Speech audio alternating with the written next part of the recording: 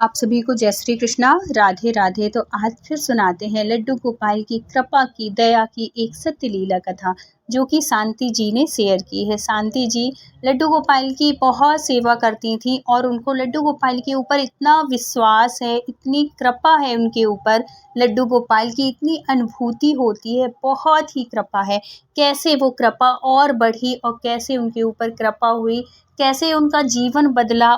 और जहाँ खुशियाँ होती हैं वहाँ हमें दुख से भी सामना ज़रूर करना पड़ता है, क्योंकि सुख और दुख जीवन के दो पहलू हैं। जैसे दिन और रात वैसे ही सुख और दुख। इसलिए कभी भी कोई भी परिस्थिति हो, घबराना नहीं चाहिए। अपने भगवान के ऊपर, अपने इष्ट के ऊपर विश्वास रख के उस परिस्थिति से भी निकलने की कोशिश करना चाहिए, जैसे कि शांति जी ने किया। शांति जी के 2 बच्चे थे और दोनों की शादी हो गई थी। शांति जी का परिवार बहुत ही अच्छा था, बहुत अच्छे से हिल-मिल के रह रहे थे, सब कुछ बहुत ही अच्छा चल रहा था।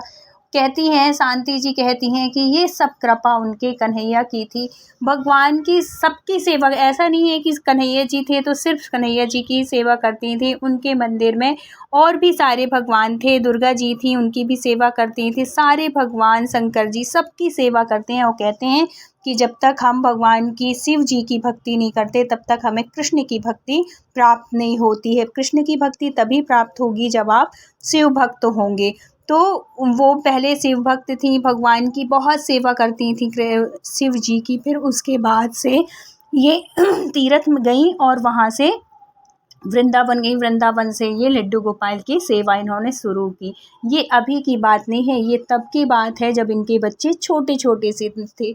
तब से ये लड्डू गोपाल की सेवा कर रहे हैं। और कहती हैं, शांति जी कहती हैं कि इनकी परिस्थिति जो थी पहले बहुत कमज़ोर थी, बहुत ही ज़्यादा कमज़ोर थी। लेकिन जब से लड्डू गोपाल आए हैं उनके घर में, उनके जीवन में, तब से इनका जीवन बदलना शुरू हुआ है। इनके छोटे से व्यापार में इतनी उन्नति होने लगी, इतनी उन्नति होने लगी कि आज ये खुद के व्यापार के मालिक हो गए हैं, जो कि दूसरे के यहाँ करके उन्होंने शुरू किया था। आज इनका खुद का व्यापार है।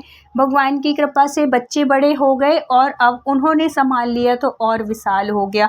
तो कहती हैं कि एक उनके घर में काम वाली थी, जो कि घर के काम काज के लिए उन्होंने रखा हुआ था। और ये जब इनके बच्चे भी छोटे छोटे थे तब की बात है। तो वो जो काम वाली थी उसका भी एक बेटा था जिसका नाम श्याम था। वो श्यामू श्यामू कहती थी अपने बेटे को, और ये सब भी उसको श्यामू ही बोलते थे। तो वो अपने बेटे को ले आती थी। तो ये जो थी ना शांति जी, अब भैया ये पैसे वाली हो चुकी थी और काम वाली के बच्चे, तो इनके जो भी बच्चों के कपड़े निकलते, जो भी वो होते, तो वो बड़े खुश होके उसके लिए कपड़े ले लेती थी। और कुछ कपड़े वो उनके बच्चों के दे देती थी और कुछ त्योहारों में ये उसके लिए नए कपड़े भी लेती थी। शांति जी अपनी काम वाली के बच्चे के लिए नए कपड़े भी लेती थी। वो बच्चा बहुत खुश हो जाता था, इतना प्रेम हो गया था, इतना मतलब सब बच्चे अच्छे से हिल मिल के खेलने लगे। अब जब वो बच्चा थोड़ी सा बड़ा होने लगा तो उसकी पढ़ाई, उनको एक बार लगा, उन्होंने, शांति जी ने अपने हस्बैंड से कहा कि देखो, अपने घर में शांति काम करती है, अगर आज उसकी परिस्थिति ऐसी नहीं होती तो वो भी अपने बच्चे का अच्छा एडमिशन कराती, नाम लिखवाती स्कूल में। लेकिन आज उसकी परिस्थिति ऐसी नहीं है, तो अपने बच्चे पढ़ेंगे और उसका बच्चा ऐसे ही रह जाएगा। तो सुनो ना, एक काम कर लेते हैं अपन की, अपन भी इसका अच्छे स्कूल में एडमिशन, अपने बच्चे जहाँ पढ़ते हैं वहाँ पे एडमिशन करा देते हैं। देखो, ऐसी सोच, अगर आपके पास पैसे हैं ना तो उस पैसे का सही उपयोग करिए। अगर किसी आपके द्वारा अगर किसी का फ़ायदा हो रहा है या कि किसी का भला हो रहा है तो इससे आपको बहुत पुण्य की प्राप्ति होगी। जो निस्वार्थ सेवा होती है ना, वो सेवा सीधे भगवान स्वीकार करते हैं उनमें। बल्कि आप भगवान के लिए भले कुछ ना करो, लेकिन ऐसे लोगों की असहाय सेवा जो करता है ना, जो जिनको हकीकत में ज़रूरत है, अगर आप उनकी सेवा करोगे तो वो सीधे भगवान स्वीकार करते हैं। और ऐसे लोगों से, ऐसे भक्तों से भगवान बहुत खुश होते हैं। ऐसी ही कृपा और जैसे-जैसे ये करती जा रही थी वैसे-वैसे इनकी उन्नति होती जा रही थी। देखते ही देखते उनका बिज़नेस इतना बढ़ गया, इतनी उन्नति होने लगी कि आज वो शहर के एक अच्छे व्यापारी के रूप में सामने आए और एक जाने-माने लोगों में से उनकी गिनती होने लगी। और अब देखो वो बच्चा पढ़ते पर इतना होशियार था, वो बच्चा इतना होशियार, बल्कि इनके बच्चे इतने होशियार नहीं थे। इनके बच्चों को ट्यूशन की ज़रूरत थी, लेकिन वो जो काम वाली का बच्चा था, किसी-किसी को ना भगवान माँ भगवती सरस्वती माता की विशेष कृपा होती है, उनकी बुद्धि प्रखर होती है। कुछ बच्चों के ऊपर भगवान का बहुत आशीर्वाद होता है, ये समझो।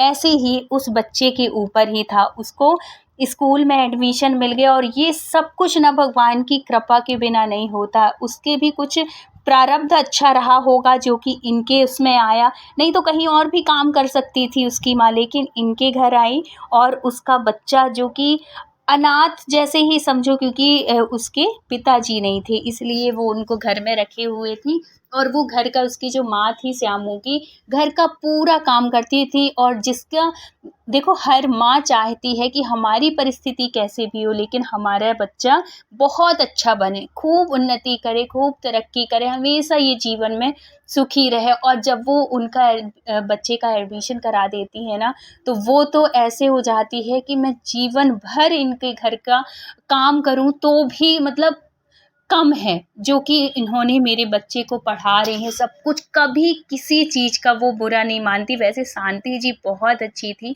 कभी उसको कुछ नहीं बोलती थी, लेकिन जो उनकी सास थी ना, थोड़ी तेज थी।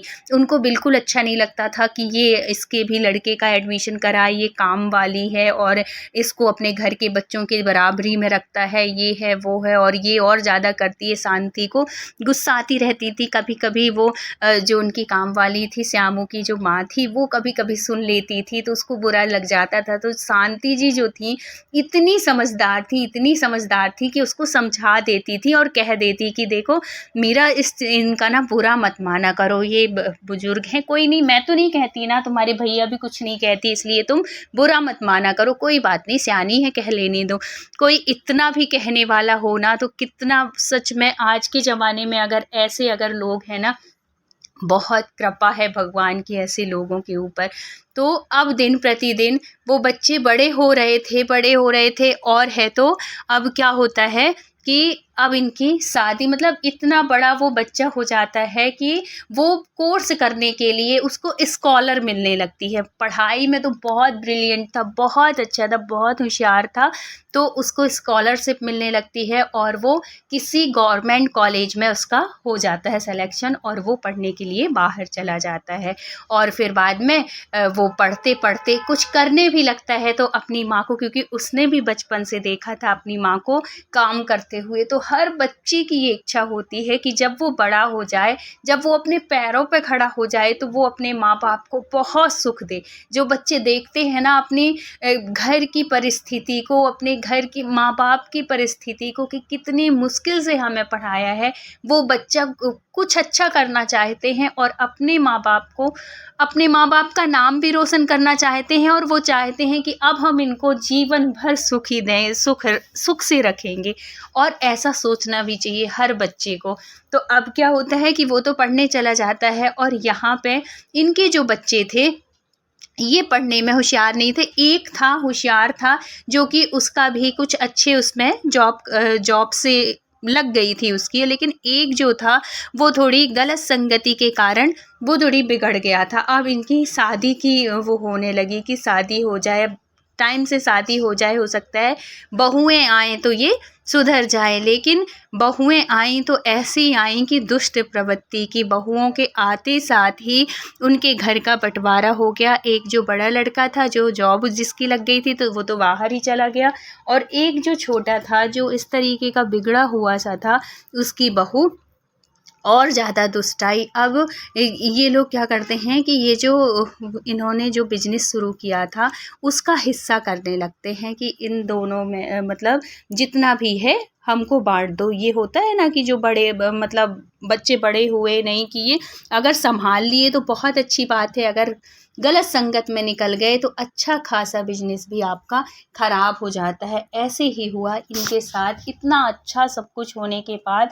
लेकिन देखो हमेशा अच्छा अच्छा ही नहीं होता, हमारा जो जीवन है ना कभी अच्छा कभी खराब ऐसे चलता रहता है। ये समय के हिसाब से सुबह शाम जैसे दिन और रात वाली बात है, वैसे ही सुख और दुख वाली घड़ी होती है। तो अब इनके ये थोड़ी से ऐसे टाइम आ गए थे, परिस्थिति ऐसी आई वो जो बच्चा था इतना बिगड़ा हुआ था कि इनका व्यापार जो इतना बढ़िया चल रहा था, सब कुछ हो रहा था, ये जुए में, सट्टे में, गलत चीज़ों में इनका जो व्यापार था वो डूबने लगा। लोन लेके कहीं यहाँ पैसा फंसाया, कहीं वहाँ पैसा फंसाया, कहीं इससे पैसा, मतलब सबसे उधार ले लेके गलत चीज़ों में फंस के, और जो दूसरे लोग होते हैं ना ऐसे लोगों को फंसा लेते हैं कि इनके पास पैसा है और इसकी संगत अच्छी नहीं है, गलत रास्ते पे ले जाते हैं।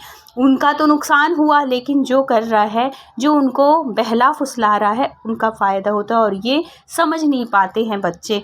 अब उनकी गलत संगत की वजह से उनका व्यापार खराब होने लगा, और बहू इतनी दुष्ट आई थी कि एक समय ऐसा आ गया कि बिल्कुल व्यापार डाउन हो गया। और जैसे ही जैसे व्यापार डाउन होता जा रहा था, वैसे वैसे इनके जो हस्बैंड थे जिन्होंने सब कुछ खड़ा किया था, उनकी तबीयत एकदम से ख़राब होने लगी, क्योंकि वो इतना व्यापार का डाउन होता देख नहीं पा रहे थे, नुकसान नहीं सह पा रहे थे। और एक दिन ऐसा अटैक आया उनको कि वो स्वर्ग से धार गए, वो उनकी डेथ हो जाती है। और ये सदमा वो भी बर्दाश्त नहीं कर पाती और वो भी बीमार पड़ जाती हैं, शांति जी जो थी। अब स्थिति ऐसी आ गई कि बहू जो थी वो उसको रोज़ पार्टी में जाना, किटी पार्टी जाना, यहाँ जाना, बहुत ही फैशनेबल थी, और घर का काम में कोई ध्यान नहीं, घर परिवार से उसको कोई मतलब नहीं, बस दोस्त यार, बाहर का खाना, बाहर का पीना। और इनके लिए जो शांति जी थी, इनकी तबीयत ऐसी ख़राब होने लगी थी कि इनको घर का ही खाना खाना है, और अब इनकी देखभाल के लिए कोई चाहिए था। बेटी तो थी नहीं, 2 बेटे थे, तो एक बाहर रहता था, एक ये था जो कि ये समझो कि नालायक निकम्मा जैसे ही था, कोई किसी चीज़ में ध्यान नहीं। और बहू आई तो वो भी इसी तरीके की आवारा टाइप की, मतलब बाहर की ही पार्टी, बस शोबाजी में ज़्यादा रहती थी। सास क्या है कैसी है कोई उससे मतलब नहीं।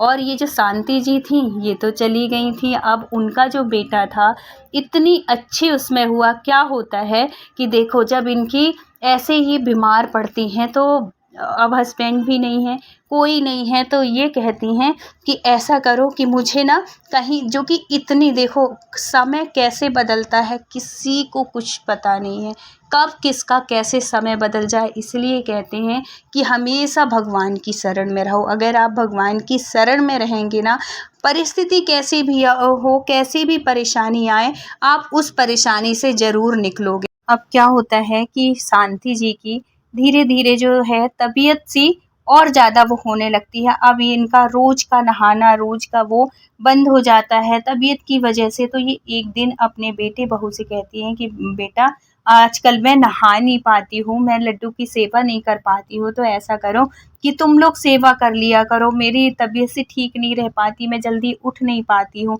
ऐसे जब वो सुनती हैं तो वो कहती हैं कि माँ जी ऐसा है, पूजा करना हो तो करो, नहीं करना है तो नहीं करो, लेकिन हमसे पूजा नहीं होगी और ना हमसे ऐसा कहना। ये जब सुनती है तो वो बहुत दुखी हो जाती है आंटी, और कहती हैं कि कन्हैया अब तू ही कुछ कृपा कर, कैसे तेरी सेवा होगी, कैसे मैं तेरी सेवा कर पाऊंगी, या तो मुझे शक्ति दे दे या तो कुछ ऐसा कर ले कि जिसमें तेरी पूजा होने लगे।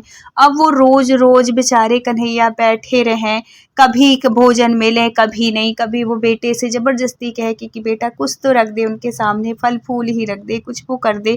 और अब ऐसी परिस्थिति आ गई थी कि वो बहू ये भी नहीं सुनती थी कि भगवान को बिना प्याज लहसुन का भोजन बनता है। अब वो जो भी बाहर से ऑर्डर करती होटल से और ये भोग लगाने के लिए कुछ भी कहती, तो वो वहाँ से कह देती देती कि हाँ बिना लहसुन प्याज का है, और लहसुन प्याज वाले भोग को ही वहाँ पे रख के घंटी घुमा के और है तो कह देती कि मैंने भोग लगा लिया। बताओ, भगवान के सामने कोई लहसुन प्याज का भोग लगाएगा तो भगवान स्वीकार करेंगे? वो तो भूखे ही रह जाएंगे। अब एक दिन क्या होता है कि इनकी तबीयत ज़्यादा खराब होने लगती है, इनकी स्थिति ऐसी हो जाती है कि ये खुद से खड़ी नहीं हो पाती। तो इनकी जो बहू थी वो अपने हस्बैंड से कहती है कि ऐसा करो कि माँ जी को ना हॉस्पिटल में ही शिफ्ट कर दो, वहाँ पे व्यवस्था हो जाएगी, डॉक्टर सब कुछ करेंगे और मेरे से यहाँ से होगा नहीं। अब ये उसको भी लगता है, उसके लड़के को भी, कि हाँ ये तो कर नहीं पाएगी, तो ये भी सही है, हॉस्पिटल में ही वो कर देते हैं। जब उसको हॉस्पिटल में भर्ती करने के लिए करने लगते हैं और उस माँ को बेटा समझाता है कि माँ देखो, यहाँ पे तुम्हारी व्यवस्था नहीं हो पाएगी और वहाँ पे हम पैसे दे देंगे, सब कुछ हो जाएगा, तुमको टाइम से खाना, दवाई, नर्सें सब कुछ करेंगी, तो हम तुमको वहाँ पे वो करे देते हैं। उसको भी लगा, उनकी माँ को भी लगा कि चल भाई ठीक है, तुम लोग कर नहीं पा रहे, बुढ़ापे में जीवन भर माँ बाप बच्चों को पालते पोसते हैं, लेकिन बुढ़ापा उनका ऐसे हो जाता है कि भगवान ना करे कभी किसी की ऐसी स्थिति आए, सबके बच्चे बहुत प्यार करे और अंत सबका अच्छा हो। जीवन में देखो, हाथ पैर चलते कैसी भी परिस्थिति हो आदमी काट लेता है, लेकिन जब अंत का टाइम होता है ना, बुढ़ापे का टाइम होता है, वो बहुत अच्छा होना चाहिए, जिसमें कि खुशी हो के आत्मा ऊपर जाए और खुशी खुशी सबको आशीर्वाद देते हुए। अब उनको भी लगता है कि ये तो कर नहीं पाते और है तो चलो ठीक ही कह रहा है, मैं हॉस्पिटल में ही रहूँगी, तब वहीं ठीक है। अब क्या कर सकती हैं, अंकल जी थे नहीं, बेचारी दुखी मन से वो हॉस्पिटल में भर्ती हो जाते हैं। और वो कहती हैं, शांति जी कहती हैं कि देखो मैं जा रही हूँ तो ठीक है, मेरे लड्डू की ज़रूर सेवा तुम करना, उसको भूखा मत रखना। और बहुत ही दुखी मन से और वो वहाँ पे हॉस्पिटल में भर्ती होने के लिए चली जाती हैं। और वहाँ पे 2 दिन होते हैं, 1 दिन हुआ, 2 दिन हुआ, और ये लोग उनको भर्ती करके देखने तक नहीं आते हैं कि हमारी माँ वहाँ पे है तो कैसी है। और क्या करते हैं, तीसरे दिन ले जाके उनके लड्डू गोपाल को भी वहीं पे रखाते हैं कि आप जानो, आपको जैसे सेवा करना हो वो करना। अब देखो कन्हैया का खेल, जो भगवान के भक्त होते हैं ना, कन्हैया उनकी हमेशा रक्षा करते हैं, हमेशा उनका साथ देते हैं। अब वो जिस हॉस्पिटल में ये भर्ती हुई थी वहाँ पे एक डॉक्टर मिलता है, और जब वो डॉक्टर आता है इनको देखने के लिए तो इनकी शांति जी की आंखें फटी की फटी रह जाती हैं, क्योंकि वो जो डॉक्टर था वो कोई और नहीं था, वो श्यामू था, जो कि काम वाली का बच्चा था, जिनको कि इनकी वजह से ही वो जो श्यामू था आज इतना अच्छा पढ़ा लिखा कि आज वो डॉक्टर बन गया। वो पहचान जाता है अपनी मालकिन को, अपनी आंटी जी को पहचान जाता है, और वो उनके पैरों में गिर जाता है और रोने लगता है कि आंटी जी आपकी ऐसी स्थिति कैसे हुई। फिर वो एक एक बात बताती हैं कि कैसे क्या कहाँ से कहाँ पहुंच गई, क्योंकि उनकी परिस्थिति देख के लग ही नहीं रहा था कि ये वही आंटी हैं, इतनी पैसे वाली। देखो पैसे की चमक ना एक अलग ही होती है, एक अलग ही निखार आता है, और जब पैसे से हम दुखी होते हैं, पैसे नहीं होता ना, वो एक अलग ही परिस्थिति होती है। तो वो सब कुछ पूछता है श्यामू, और बहुत दुखी होता है कि देखो आज कहाँ से कहाँ आ गई। अब वो श्यामू क्या करता है, आंटी, क्योंकि उनको ना साथ की ज़रूरत थी, आदमी अकेलेपन में भी बीमार हो जाता है, अकेलेपन में भी अच्छा खासा इंसान भी और ज़्यादा परिस्थिति से अपनी बीमारी से ग्रस्त हो जाता है। तो श्यामू क्या करता है कि उनको अपने घर ले जाता है, आलीशान बंगला, एक इतना अच्छा सर्जन बनता है श्यामू, बहुत ही बड़ा सर्जन बनता है, उसको इतना अच्छा गवर्नमेंट की तरफ से बंगला मिलता है। वहीं पे अपनी आंटी को, शांति जी को लेके जाता है और कहता है कि देखो आंटी जी, आज से आप ये मत सोचना कि आपने कभी मुझे ये नहीं सोचा कि मैं कामवाली का बेटा हूँ, आपने हमेशा मुझे अपना बेटा माना है, तो अब आप ये कभी नहीं सोचना कि मैं किसी और के घर में हूँ, ये आपका ही घर है। और आज मैं जिस लायक हूँ ना, वो आपकी वजह से है, आज मैं जो डॉक्टर बन पाया, आज मैं, अगर आपने अंकल जी से नहीं कहा होता मुझे पढ़ाने के लिए, अगर आप नहीं चाहती तो मैं कभी नहीं पढ़ पाता। मैं भी माँ के साथ कहीं काम कर रहा होता, कहीं किसी रेडी को उठा रहा होता, कोई मजदूर होता, लेकिन आज मेरी जो पोजीशन है, आज जो मेरी स्थिति है, वो आपकी देन है। तो आप इस घर को अपना घर समझ के और मुझे अपना बेटा मान के आप इस घर में रहो। और कन्हैया जी को मेरा बहुत बड़ा सौभाग्य है जो कि आप मेरे घर आई और आप मुझे मिली। मेरे भी कुछ फर्ज है, मेरा भी अब कर्तव्य बनता है कि मैं आपकी सेवा करूं। और वो इतनी सेवा करने लगता है, इतनी सेवा करने लगता है, शांति जी इतनी खुश हो जाती हैं। और भगवान की कृपा से इतनी अच्छी स्थिति हो जाती है। जो इतनी बीमार हो गई थी आज स्वस्थ हो गई, चल फिरने लगी। शांति जी और उनकी जो काम वाली थी बहुत अच्छी थी, दोनों में बहुत अच्छे से बनने लगी। और फिर बाद में वो उनके जो बेटा था उसको बुलाता है, श्यामू जो था वो जो उनके बेटे को बुलाता है और सारी बात बताता है और आइडिया देता है, तरीका बताता है जो कि इतना डाउन हो गया था उनका बिजनेस। और कहता है कि देखो जो तुम लोग ने किया ना वो बहुत गलत है। बहुत अच्छे से समझाता है तो उसको समझ में आता है कि आज जो श्यामू है कितनी अच्छी पोजीशन में, कितनी अच्छी स्थिति में है और मेरी माँ को उसने रखा हुआ है। और उसको अपनी गलती का एहसास होता है और भगवान की कृपा से, लड्डू गोपाल की कृपा से वो फिर से अपने बिजनेस को संभाल लेता है क्योंकि उसको गलती का एहसास होता है। कुछ दिन के बाद अपनी माँ को, लड्डू गोपाल को, सबको अपने घर ले जाता है। उनकी भी परिस्थिति बहुत अच्छी हो जाती है।